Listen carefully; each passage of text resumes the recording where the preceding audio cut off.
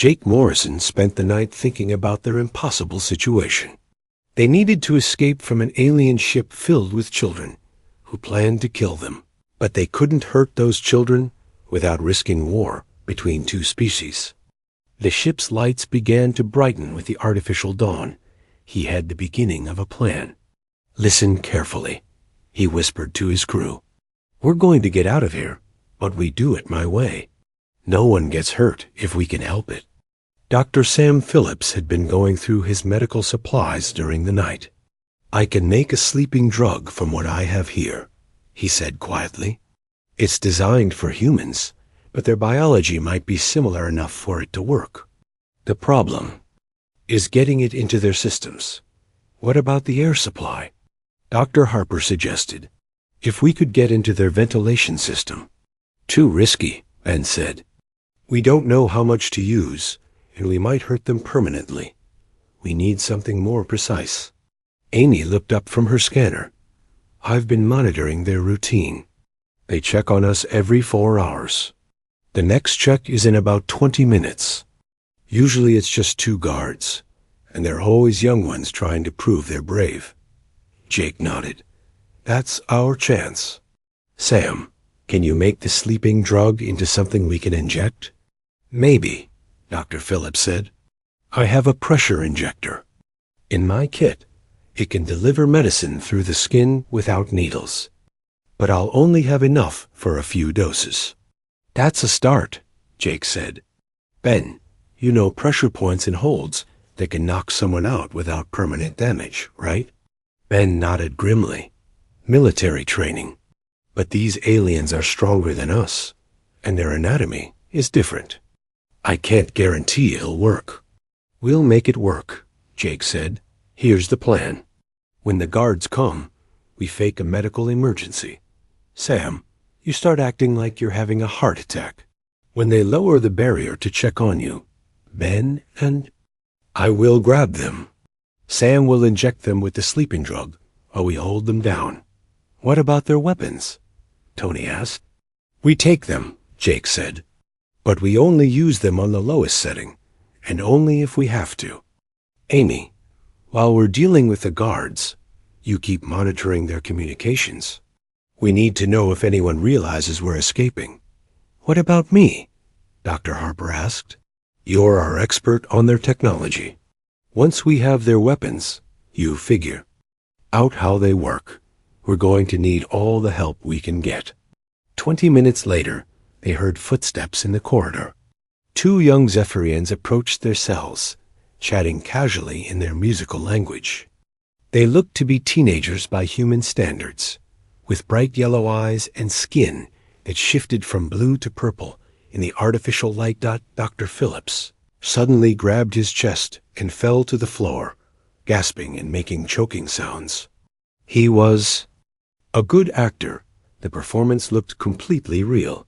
The young guards stopped talking and stared. One of them said something that the translator rendered as, "What's wrong with the pink one?" The other guard looked uncertain. "Should we call for help?" "No, we can handle this. Lower the barrier." The energy field disappeared, and both guards stepped into the cell. They moved carefully, obviously afraid, but trying to act brave. As soon as they were close enough, Jake and Ben struck. Ben grabbed the first guard in a sleeper hold, pressing on the arteries in the alien's neck. The Zephyrian struggled, making high-pitched sounds of alarm, but Ben held on tight. Jake tackled the second guard, wrapping his arms around the alien's torso and pinning his arms. "Now, Sam." Jake grunted. Dr. Phillips jumped up and pressed the injector against the first guard's neck. There was a soft hiss as the drug entered the alien's bloodstream. The guard went limp in Ben's arms almost immediately. The second guard was stronger and managed to break free from Jake's grip. He reached for his weapon, but Dr. Phillips was ready with the injector.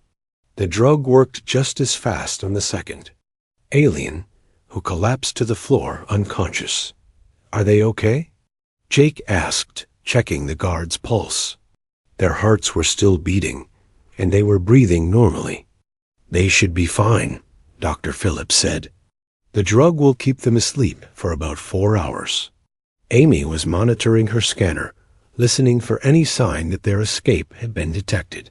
All clear so far, she reported. But we need to move. Fast.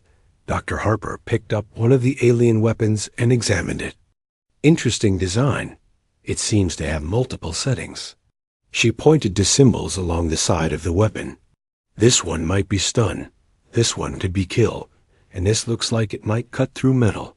Can you figure out how to work it? Jake asked. I think so. The trigger mechanism is similar to our weapons, just more advanced. She tested the weapon on the wall, using what she thought was the lowest setting. A beam of blue light hit the metal and left a small scorch mark. Good, it works. They dragged the unconscious guards into the cells and activated the energy barriers to keep them safe. Then Jake led his crew out into the corridor. The alien ship was even more impressive from the inside. The corridors curved and twisted in ways that seemed to defy physics.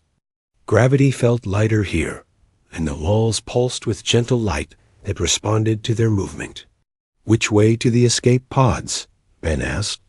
According to the ship's layout I intercepted, they should be on the lower level, Amy said, consulting her scanner. But we have to go through the main hull section to get there. As they made their way through the ship, they could hear voices and activity from other sections. The young Zephyrians were going about their daily routines, unaware that their prisoners had escaped. They reached a junction where 3 corridors met, and Jake held up his hand for them to stop. Footsteps were approaching from one of the side passages. A moment later, a young Zephyrian rounded the corner, carrying what looked like supplies for the ship's kitchen. The alien stopped and stared at the humans in shock. For a moment, nobody moved. Then the young Zephyrian opened his mouth to shout an alarm. Jake made a split-second decision. He couldn't let the alien raise the alarm, but he also couldn't hurt a child. Instead, he rushed forward and tackled the young Zephyrian, covering his mouth with his hand. Sam, the injector. He called. Dr. Phillips ran over and administered the sleeping drug. The young alien struggled for a few seconds, then went limp. I'm sorry, Jake whispered to the unconscious alien. We don't want to hurt you. They dragged the alien into a nearby storage room and continued their escape. But as they moved deeper into the ship, they encountered more young Zephyrians. A group of 3 was playing some kind of game in a recreational area. 2 more were studying together in what looked like a classroom. Each time, the humans had to make the same choice: knock out the aliens or risk being discovered. Dr. Phillips was running low on the sleeping drug, and Ben was having to rely more on pressure points and sleeper holds. This is getting out of hand, Dr. Harper said, after they had neutralized the 6th group of young aliens. We're going to run out of hiding places for all these unconscious children. And I'm almost out of the sleeping drug, Dr. Phillips added as if the situation couldn't get worse, Amy's scanner suddenly picked up an urgent transmission. They're doing a head count, she said urgently. Someone noticed that the guards are missing. Alarms began to sound throughout the ship. Not the harsh claxons of human vessels, but musical tones that seemed to come from the walls themselves. The gentle lighting changed to a pulsing red, and Jake could hear running footsteps echoing through the corridors. They know we're loose, Ben said. We need to move faster. They ran through the ship's corridors, trying to reach the escape pods before they were recaptured. Behind them, they could hear voices calling out in the Zephyrian language.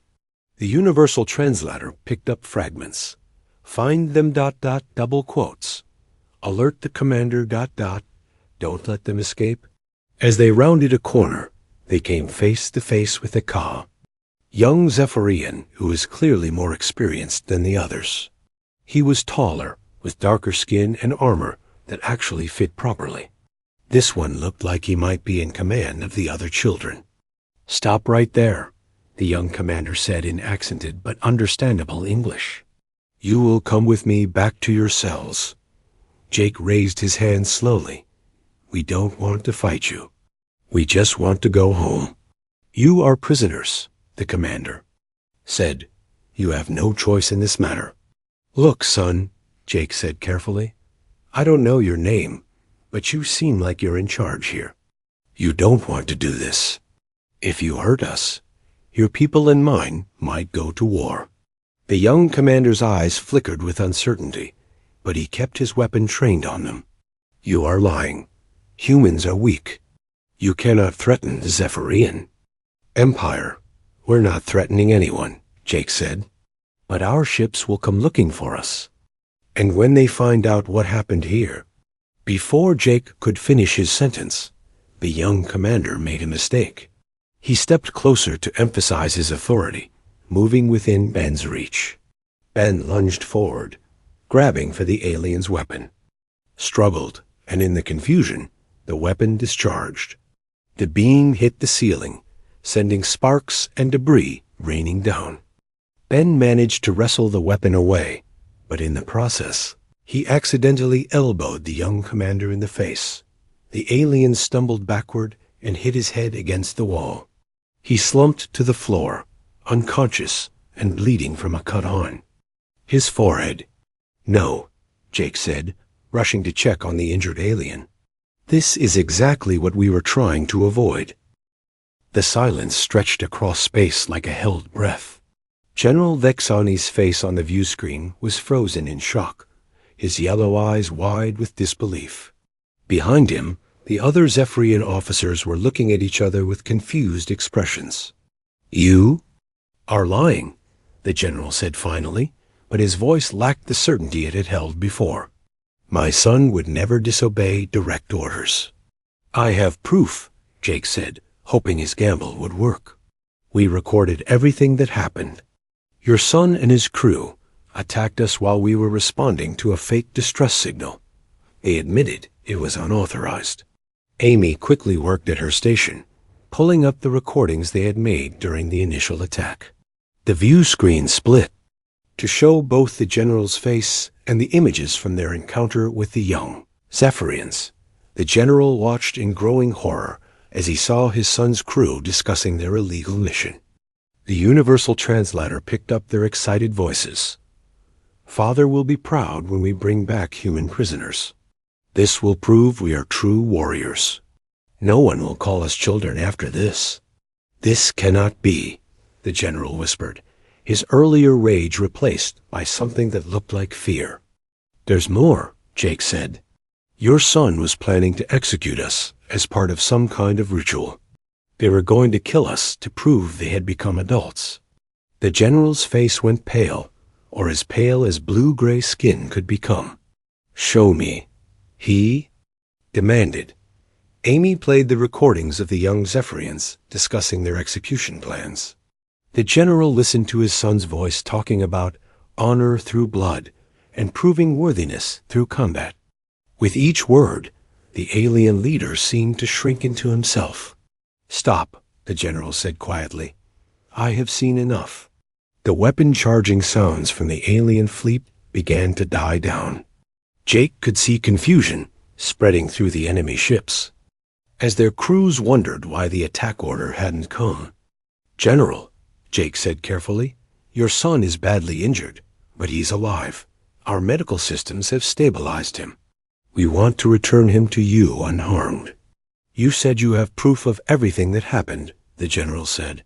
What do you want in exchange for this evidence? Jake realized this was the crucial moment. The general was clearly more concerned about his son's honor than about starting a war. But Jake had to be careful not to push too hard. We don't want anything except to go home safely, Jake said. We never wanted to fight your people. We came here to help what we thought was a ship in distress. And the evidence? The general asked. We'll keep it private, Jake promised. No one else needs to know what really happened here. Your son made a mistake, but he's just a child. Children make mistakes. General Vexani was quiet for a long moment, clearly struggling with the decision. Jake could see other adult Zephyrians on the bridge behind him, waiting for orders. Some looked confused, others angry, and a few seemed to understand what was really happening. "I want to speak with my son," the general said finally. "He's unconscious right now," Jake replied. "But our medical computer says he should wake up soon." "Then we wait," the general said. "But know this, human. If my son dies, all agreements are void.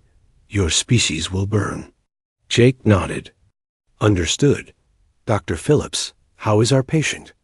Dr. Phillips' voice came over the intercom from the medical bay. "Vital signs are stable, Captain. The head injury was serious, but not life-threatening. He should regain consciousness within the hour." The next 60 minutes were the longest of Jake's life. The two fleets faced each other in tense silence, weapons powered down but ready to fire at a moment's notice. Jake could feel the weight of two civilizations balanced on the edge of war. Finally, Dr. Phillips reported that the young Zephyrian was waking up. Jake went to the medical bay and found the alien child sitting up on the treatment table, looking confused and frightened. "Where am I?" The young commander asked in accented English. "You're safe," Jake said gently. "You hit your head during our escape, but you're going to be fine. Your father is here."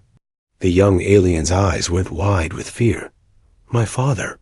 But he's not supposed to—" "This was supposed to be secret." "I know," Jake said. "But secrets have a way of coming out. He wants to talk to you." Jake helped the injured young Zephyrian to the bridge, where Amy had set up a communication link with the general's ship. When the young commander saw his father's face on the screen, he immediately looked down at the floor in shame. "Zexani," the general said, his voice heavy with disappointment. "Is what this human says true? Did you attack their ship without authorization?" Young Zexani was quiet for a long moment. Then, with tears in his yellow eyes, he nodded. "Yes, Father. We wanted to prove ourselves. We thought if we captured humans, you would see that we were ready to be real warriors." The general closed his eyes in pain. "Do you understand what you have done? You could have started a war. Millions could have died because of your foolishness." "I'm sorry, Father," Zexani whispered. "We just wanted to make you proud."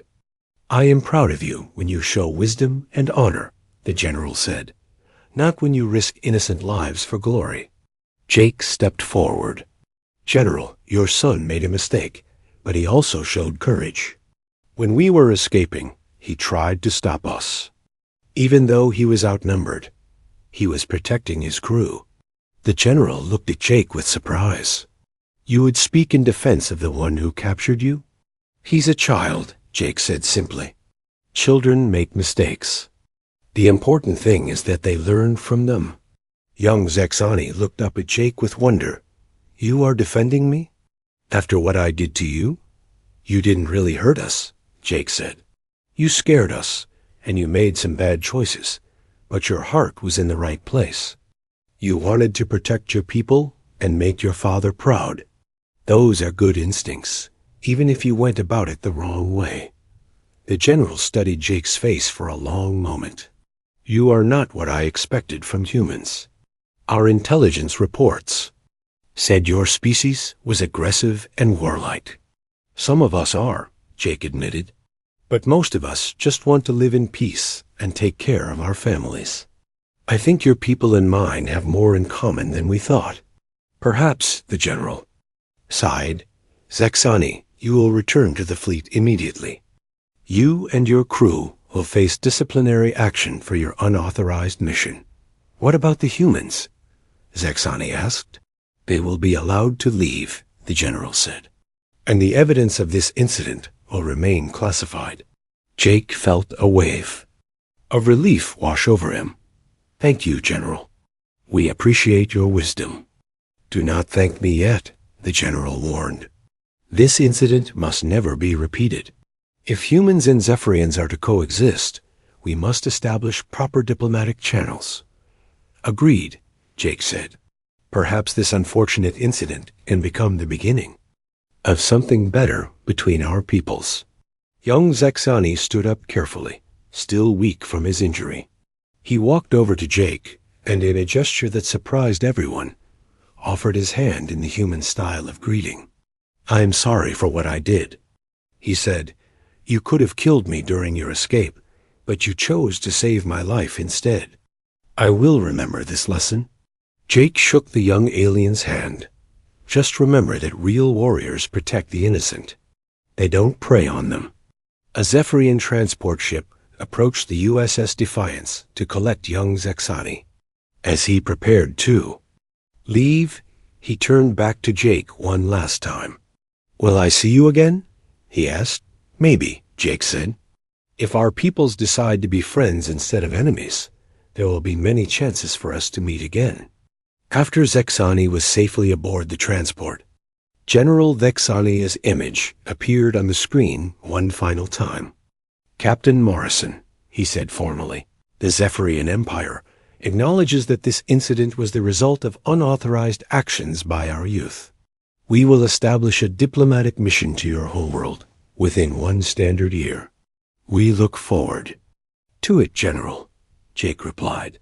"And General, your son has the potential to be a great leader someday. With the right guidance, he could help build peace between our species." The general almost smiled. "Perhaps you are right. Safe travels, Captain Morrison." The alien fleet began to withdraw, their massive ships disappearing into faster-than-light travel one by one. Soon, only the USS Defiance remained in the empty space where 2 civilizations had almost gone to war. "Well," Ben said as they watched the last alien ship vanish, "that's not how I expected first contact to go." "Could have been worse," Dr. Harper pointed out. "We could all be dead right now. Instead, we might have just prevented a war and started a new friendship," Jake said. "Not a bad day's work." As the USS Defiance limped toward home, Jake thought about young Zexani and his father. The general had been ready to destroy humanity to protect his son, but in the end, it was understanding and forgiveness that had saved them all. Maybe there was hope for peace between the stars after all.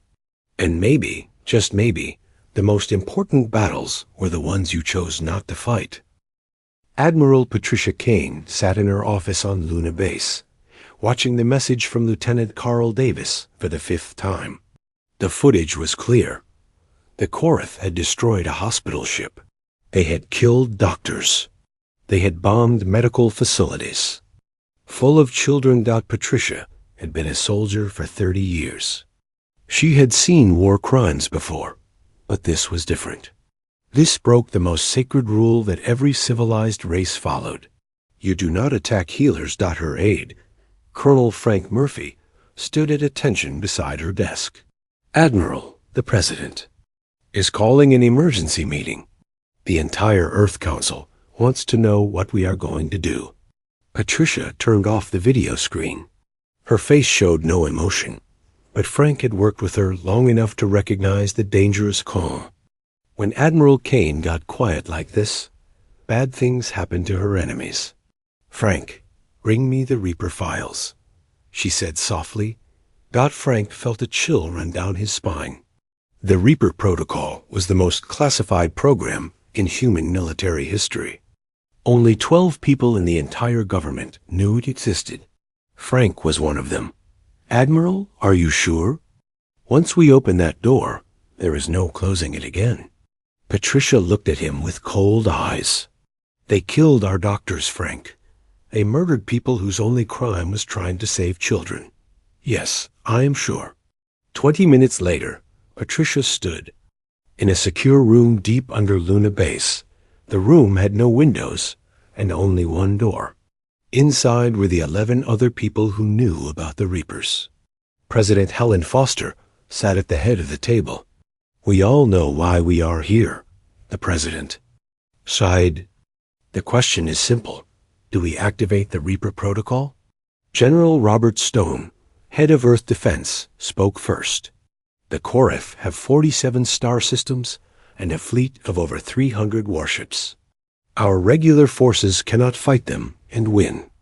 That is why we built the Reapers, said Dr. Amanda Scott, the scientist who designed the weapons. For exactly this situation, Secretary of State Peter Adams looked worried. If we use the Reapers, every alien race in the galaxy will learn what we are capable of. They will fear us. Good, Patricia said quietly. Fear will keep them from attacking our medical ships. The president looked around the table. The Koroth have broken the oldest law of civilization. They have shown that they are not civilized beings. They are animals that need to be put down. She paused, thinking about the 300 doctors who had died trying to save alien children. I authorize activation of the Reaper Protocol. Admiral Kane, you have full command authority. Find the Koroth. Kill them all. Patricia nodded. It will be done, Madam President. 2 hours later, Patricia stood in another secret room. This one was in a facility that did not officially exist. The facility was built inside an asteroid on the dark side of Luna. No civilian had ever seen it. Most military officers did not. No, it was there. God Commander Alex Turner stood before her. He was tall and thin, with scars on his face from a pirate attack years ago. His eyes were cold and empty. That was good. The Reapers needed men who could kill without feeling. Commander, you know why you are here, Patricia said. Alex nodded. The Koroth attacked our medics. They have chosen death. Behind Alex stood his crew. Lieutenant Sam Brooks was his tactical officer. She was young but deadly smart. Chief Petty Officer Maria Santos ran the weapon systems. She could hit a target the size of a coin from 1,000 miles away. Lieutenant Bobby Chun handled intelligence. He could find anyone, anywhere. These 4 people commanded the UE's Nemesis, the first Reaper ship. There were 11 more ships just like it, all hidden in secret bases around the solar system. Your orders are simple, Patricia said. Find every Koroth who is involved in the attack on our medical mission. Kill them. Make it slow. Make it hurt. Make sure the galaxy knows what happens when you touch our healers. Alex smiled, but there was no warmth in it. How many prisoners do you want us to take? None, Patricia replied. The Koroth chose to be animals. We do not take animals prisoner. We put them down. The Reaper ships had been built in secret over the past 20 years. They used technology stolen from every enemy humanity had ever fought. The hulls were covered in a material that absorbed sensor beams. The engines made no heat signature. The weapons could crack a planet in half. But the most important part was the crews. Each Reaper crew member had volunteered for a special program. Doctors had changed their brains, removing the parts that felt mercy for enemies. They could still love their families and care for other humans. But when they looked at someone who had hurt humanity, they felt nothing but the need to kill. Alex walked through his ship, checking the systems. The Nemesis was beautiful in its own way. Black metal that seemed to drink light. Weapons that hummed with barely controlled power. A computer that could track a single ship across half the galaxy. Maria, are the weapons ready? He asked. All systems green, Commander, she replied. The plasma cannons can punch through any known shield. The torpedo tubes are loaded with quantum warheads. One shot will vaporize a ship the size of a Koroth. Dreadnought. Sam, what do we know about Koroth fleet movements? Lieutenant Brooks checked her screens. Bobby has identified the ships that were part of the attack. War leader Thaxmer is commanding from a ship called the Bloodfang. It is their newest and biggest warship. Where is he now? Alex asked. Bobby Chun looked up from his computer. 3 days ago, the Bloodfang was patrolling the border between Koroth space and the neutral zone. If they stick to their usual pattern, they should be near the Rigel system. Tomorrow, Alex nodded. Set course for Rigel, maximum stealth. I want to be invisible until we are close enough to smell their fear. The Nemesis slipped out of its hidden base like a ghost. Behind it, 11 other Reaper ships launched from bases around the solar system. Each ship had orders to hunt specific targets. Each crew had the same mission: kill every Korath who had participated in the attack on the medical mission. Admiral Kane watched the ships disappear on her screens. She felt a cold satisfaction. The Korath thought they were the apex predators of space. They were about to learn what real predators looked like on Earth. President Foster addressed the United Earth government in a closed session. Her words were broadcast to every human colony in space. "My fellow humans," she said, "3 days ago, the Korath attacked our medical personnel. They murdered doctors who were trying to save children. They broke the most sacred law of civilization." She paused, looking directly into the camera. "There will be consequences. We are not just going to file a complaint with the Galactic Council. We are not just going to impose trade sanctions. We are going to show the galaxy what happens when you touch our healers." The president's next words would be remembered for 1,000 years. "We are releasing the Reapers. They will hunt down every Korath who participated in this atrocity. They will kill them slowly and painfully. And when they are done, every race in the galaxy will know that attacking human medical personnel is not just a crime against humanity. It is suicide." In the depths of space, War Leader Thaxmer sat on the bridge of his flagship, the Bloodfang. He was proud of what he had done. The humans had learned their place. No one would dare enter Korath space again. He had no idea that death was already hunting him. The Nemesis drifted through space like a shadow, its sensors locked on the Korath fleet. Alex Turner studied the enemy ships on his screen. 12 vessels, including the massive dreadnought that had fired the shots that killed Dr. Karen Mitchell. "Sam, I want you to identify every weapon that fired on our medical ship. I want to know which gun killed which doctor." "Already done, Commander," Sam replied. "I have targeting solutions for every enemy weapon system." Alex smiled his cold smile. "Good. When we attack, I want every gunner who fired on our people to die first. Make them watch their friends burn before we kill them." The hunt was about to begin. War Leader Thaxmer stood on the bridge of his flagship, the Bloodfang, feeling proud of his recent victory. The humans had learned their place. No one would dare challenge Korath power again. His fleet of 12 ships patrolled the border of their space, showing strength to any who might think of crossing them. "War Leader," called his communications officer, Sub-Commander Grickstall, "the patrol ship Talon's Edge has missed its scheduled check-in." Thaxmer waved a clawed hand dismissively. "Probably sleeping at their posts again. Send a message telling them to report immediately or face punishment." But no message came back. The Talon's Edge had simply vanished. Commander Alex Turner watched the Korath dreadnought through the sensors of the U.E.'s Nemesis. His ship hung in space like a shadow, invisible to all detection systems. The stolen stealth technology worked perfectly. The Korath had no idea death was watching them. "Maria, are you ready?" Alex asked his weapons officer. Chief Petty Officer Maria Santos checked her targeting systems one final time. All weapons locked on target. The first shot will take out their main shield generator. The second will crack their hull like an egg. "Sam, what about the other ships in their fleet?" Lieutenant Sam Brooks studied her tactical display. 11 other vessels spread out in patrol formation. "Once we hit the flagship, they will scatter.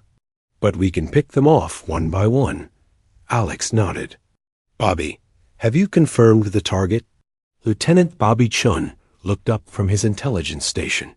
"Confirmed. War Leader Thaxmer is on the bridge. This is the ship that fired the killing shots at our medical vessel. Then he dies first," Alex said quietly. Fire. The Nemesis struck without warning. Quantum torpedoes appeared from nowhere and slammed into the blood-fanged shields. The barriers that protected the massive ship flickered and died. The second volley tore through the hull, ripping the dreadnought apart from the inside. War leader Thaxmar had just enough time to scream before his ship exploded in a ball of fire. The most feared Korath commander in this sector of space died without ever seeing his killer. The other Korath ships spun around, searching for the attacker. Their sensors found nothing. The human ship had already vanished back into the darkness of space. Unknown vessel, identify yourself, called the captain of the Korath cruiser Stormblade. You have attacked ships of the hegemony. Surrender now or be destroyed. Alex smiled his cold smile. Sam, show them what surrender looks like. The Stormblade exploded 3 seconds later. By the time rescue ships arrived, only debris remained. 12 Korath warships had been reduced to scrap metal floating in space. 3,000 Korath warriors were dead.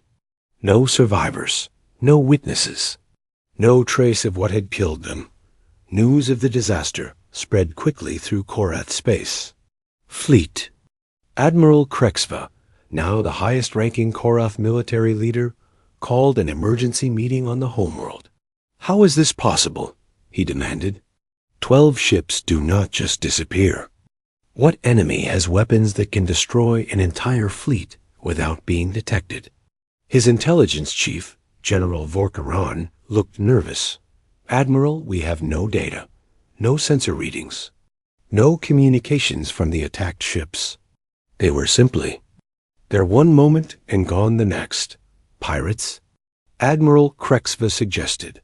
No pirate group has that kind of firepower, the general replied. This was military action. Professional. Surgical. Someone wanted those specific ships destroyed. What they did not know was that the attack had just begun. Over the next week, 18 more Korath vessels vanished. The pattern was always the same. Ships on routine patrol would miss their check-in and be found hours later as debris fields. Sometimes the ships were found intact but empty, their crews missing without a trace. The psychological effect was devastating. Korath ship crews began refusing to leave port. Some captains simply abandoned their vessels and fled to the inner systems. The mighty Korath fleet, which had terrorized this region of space for decades, was falling apart from fear. Lieutenant Bobby Chan worked tirelessly in the intelligence section of the Nemesis. He had compiled a list of every Korath who had participated in the attack on the medical mission. Ship captains, gunners, communications officers, even the technicians who had loaded the weapons that killed the doctors. Commander, Bobby reported, we have eliminated 60% of our targets. The remaining 40% have gone into hiding or fled to heavily defended systems. Alex studied the list on his screen. Each name represented someone who had murdered. A human doctor.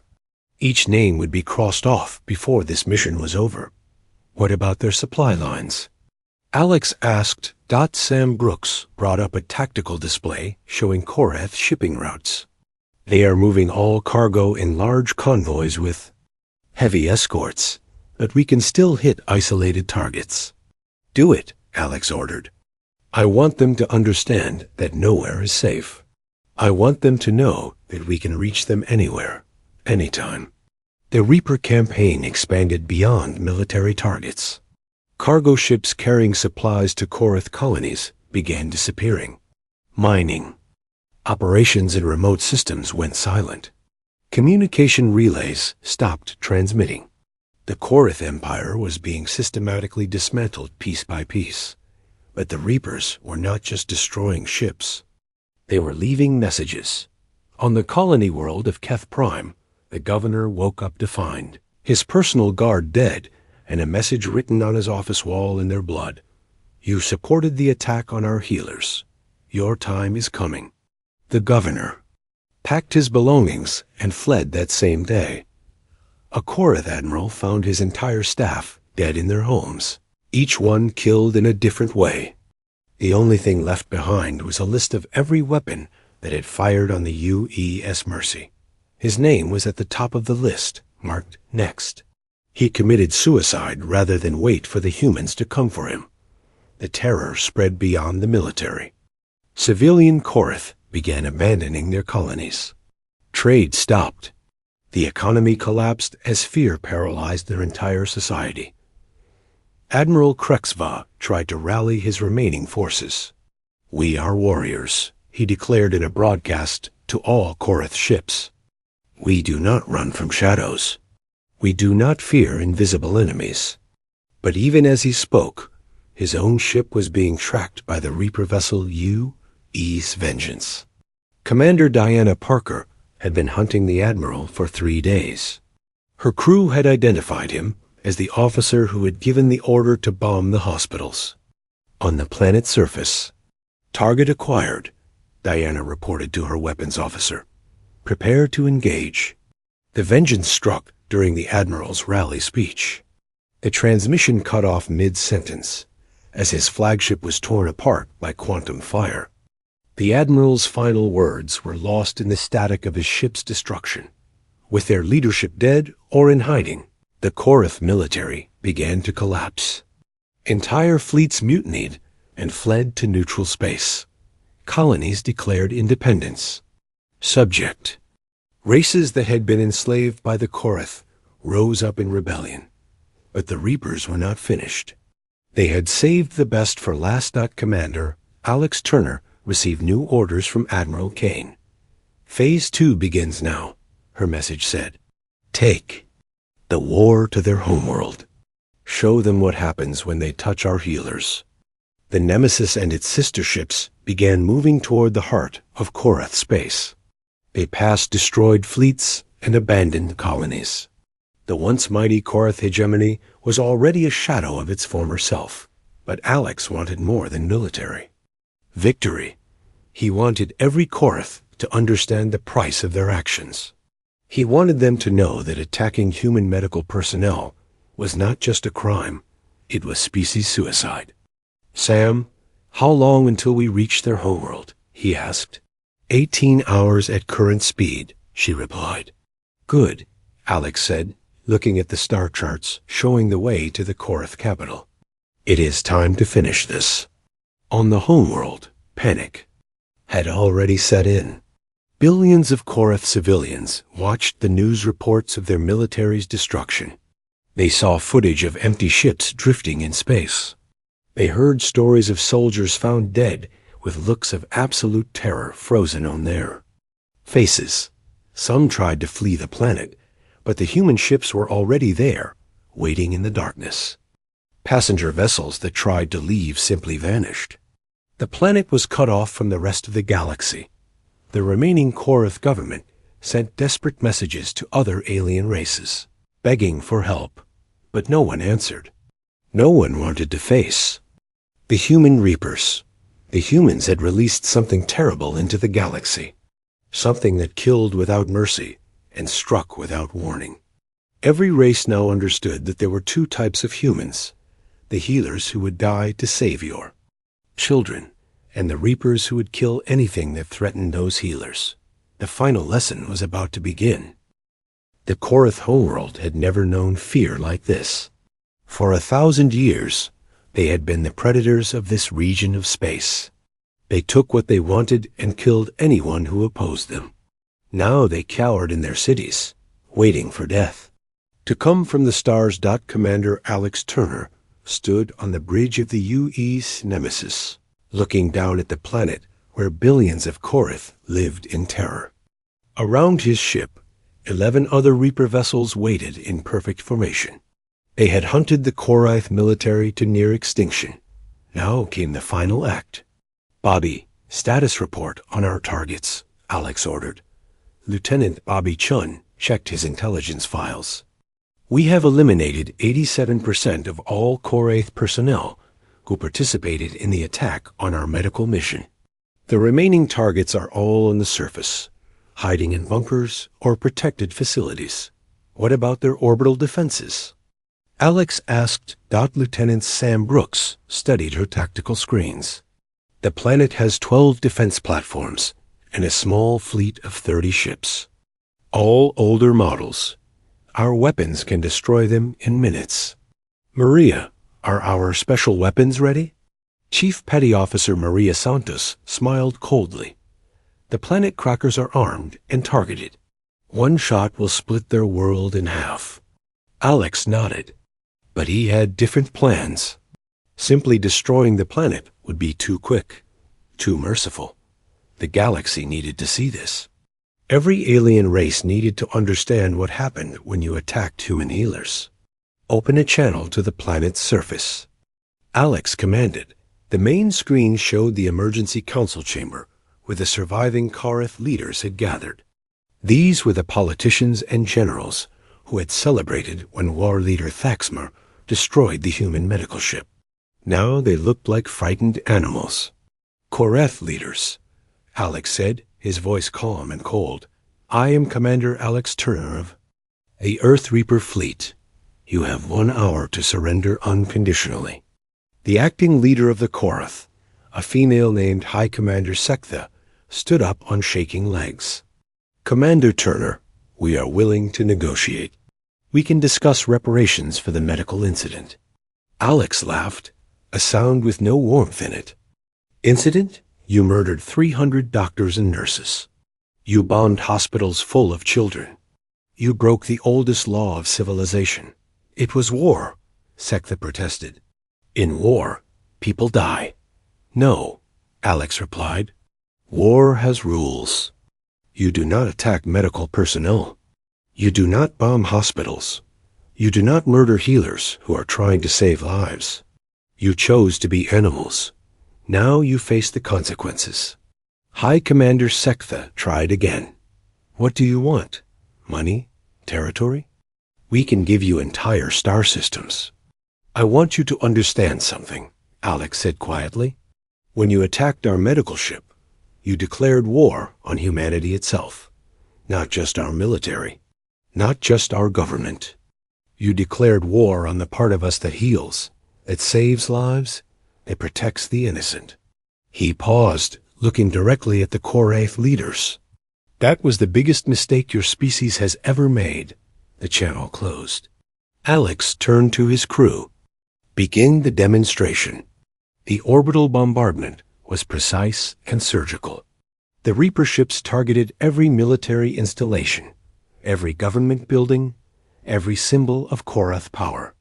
But they carefully avoided civilian areas. This was not about genocide. This was about teaching a lesson. Each shot was perfectly placed. The weapons used were designed to create massive explosions that could be seen from space. The message was clear. The humans could have destroyed the entire planet, but they chose not to. They were showing mercy that the Korath had not shown to the doctors and children they murdered. Admiral Patricia Kane watched the bombardment from her command ship, the UE's Retribution. She had come to witness the end of the Korath personally. Behind her stood representatives from a dozen alien races who had come to see humanity's response to the attack on their medical mission. Ambassador Veltar, Patricia said to the Centauri representative, your people asked for our help, and we came. When we were attacked for helping you, we did not abandon our mission. Now you see what happens to those who attack our healers. The Centauri ambassador, who had survived the bombing of his world's hospitals, nodded gravely. Admiral Kane, my people will never forget that humans died trying to save our children. We will also never forget what you did to those who killed them. The bombardment continued for exactly 1 hour. When it ended, every military base on the planet was destroyed. Every government building was rubble. The Korath's ability to wage war was completely eliminated, but the civilian population was untouched. The humans had shown they could destroy the planet, but chose not to. The contrast with the Korath's bombing of hospitals was intentional and clear.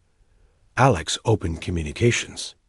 Again, High Commander Sektha was now hiding in an underground bunker, her proud military bearing replaced by obvious terror. "Your military is destroyed," Alex announced. "Your government is gone. Your ability to harm others has been removed. But your people still live because we are not like you. We do not murder civilians. What happens now?" Sekta asked, her voice barely a whisper. "Now you learn to live peacefully," Alex replied. "The Korath hegemony is finished. Your subject races are free. Your military is disbanded. If you ever again attack medical personnel from any species, we will return and finish what we started." Admiral Kane took over the transmission. "Let me make this clear to everyone listening. Humanity has two faces. We are the healers who will die to save your children. We are also the reapers who will kill anyone who threatens those healers." She looked directly into the camera, knowing her words would be broadcast across the galaxy. "Every species now knows what we are capable of. We hope you will remember this lesson. We hope you will choose to be civilized. Because if you attack our doctors, if you bomb our hospitals, if you murder our healers, we will come for you. And we will not show the mercy we showed today." The transmission ended. The Reaper fleet began to withdraw from Korath space. Their mission was complete, but the story was not over. Captain Danny Walsh commanded the new U.S. Mercy, a hospital ship built to replace the one destroyed by the Korath. His crew included many volunteers who had signed up after learning about Dr. Karen Mitchell and her team. "Captain," called his communications officer, "we are receiving a distress call from the Korath homeworld. They are requesting medical assistance for civilian casualties from our bombardment." Danny smiled. "Plot a course for their world. Maximum speed." Dr. Lisa Grant, who had been Dr. Mitchell's student, stood in the medical bay preparing supplies. She wore a patch on her uniform that showed a red cross with the words Mitchell Institute below it. "Doctor," asked Nurse Jennifer Scott, "are we really going to help them? After what they did to our people?" Lisa nodded. "That is what makes U.S. different from them. They attack healers. We heal anyone who needs help, even our enemies." The new U.S. Mercy entered Korath space unopened by anyone. The planet's few remaining defense ships did not even power up their weapons. They knew better now. Dr. Grant and her team worked alongside Korath doctors to treat the wounded. They saved lives without asking which side the patients had fought on. They proved that humanity's nature as healers was stronger than their desire for revenge. The galaxy watched and learned. The Korath hegemony was broken forever. The subject races they had enslaved declared independence. Former Korath colonies became peaceful trading partners with other species. The warrior culture that had terrorized this region of space for centuries was replaced by a new understanding of civilization. On Earth, a memorial was built to honor Dr. Curran Mitchell and the 300 medical personnel who died aboard the original U.S. Mercy. The inscription read, "They died healing others. Their sacrifice taught the galaxy that some things are sacred." President Helen Foster addressed the United Earth government one final time about the Korath War. "We did not start this fight," she said, "but we finished it. We showed the galaxy that attacking medical personnel is not just wrong, it is suicide. We hope this lesson will never need to be taught again." The Reaper ships returned to their secret bases and went back into hiding. The technology was sealed away, to be used only if someone else made the same mistake as the Korath. But every species in the galaxy now knew the ships were there. They knew that humanity had weapons that could destroy entire fleets. They knew that humans would use those weapons if anyone threatened their healers. Years later, when young aliens learned about galactic history, they were told the story of the Korath War. They learned about the humans who died trying to save children they had never met. They learned about the terrible price the Korath paid for attacking those healers. The lesson was simple and clear. Humans will heal anyone who needs help. But if you attack their doctors, if you murder their healers, if you bomb their hospitals, then you will face the Reapers. And the Reapers show no mercy to those who harm. The innocent, the galaxy remembered, the galaxy learned. And for the first time in recorded history, no one ever again attacked a medical mission. Dr. Corinne Mitchell's sacrifice had saved more than just the Centauri children she died trying to help. It had saved every doctor, every nurse, every healer in the galaxy. It had taught the universe that some things are too sacred to attack. The Red Cross symbol now flew on ships throughout known space, protected by an unspoken understanding. Touch the healers and face the harvest. Some prices are too terrible to pay, and some lines should never.